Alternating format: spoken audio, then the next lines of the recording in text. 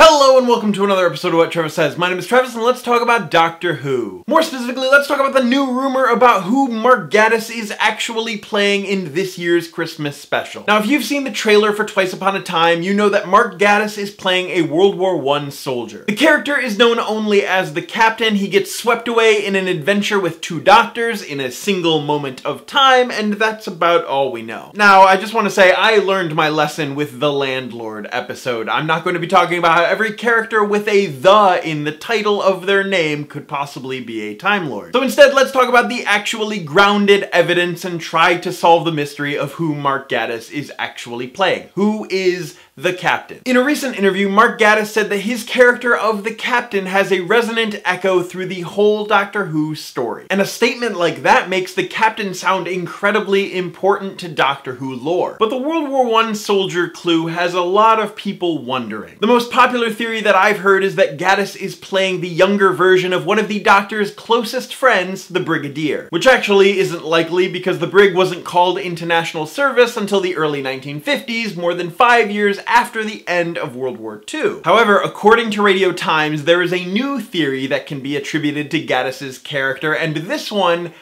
is a bit meta. What if Mark Gatiss is playing the man who designed the blue police box? Now, hear me out. What if he's the actual historical person, the architect, the soldier, Gilbert MacKenzie-Trench? MacKenzie-Trench was a real-life person, and as a young man, he fought during World War I. MacKenzie-Trench had many architectural achievements, but he is best known for designing the blue police phone box. Wanting to take advantage of this new telephone technology, a network in Glasgow in the 1890s allowed policemen to keep in touch with one another. The first police boxes were 8-sided and created out of cast iron, others were later square, but then Gilbert MacKenzie-Trench created the standardized design, which first appeared in London in 1929, the design that looks very similar to the TARDIS. Now, World War I happened between 1914 and 1918, so MacKenzie-Trench would not have designed the police box by then. But by the look of this Christmas special, he would have gotten the idea for the design from the TARDIS itself. Wibbly wobbly. He even has that line where he says, "These police boxes are ever so good, aren't they?" hinting at his identity. You guys know I don't put many images in my videos for copyright and ownership reasons, but look at this comparison between MacKenzie-Trench and the Captain. They look so incredibly similar down to the way their hair is parted. If the Captain does end up being Gilbert, this would not be the first episode where a historical figure is influenced by a visit from the Doctor. Charles Dickens, Agatha Christie, Wyatt Earp, Napoleon, Shakespeare, the list goes on and on. But to have the creator of the blue police box be influenced by the TARDIS, that is just so wonderfully meta. And it would be such an incredibly amazing note for Stephen Moffat to sign off on. Having the Doctor that started it all and the creator of the design that we Whovians would recognize as the TARDIS, both together in the same episode. In the comments down below, let me know if you think Mark Gatiss is playing Gilbert MacKenzie-Trench, the creator of the design which looks so similar to the TARDIS, or do you think he's just some random soldier along for the ride? But he is playing a character called the Captain. What if the Captain is a Time Lord? And I'm really surprised I was able to say that with a straight face. As always, my name is Travis. Thank you for listening to what I have to say, and you will see me tomorrow.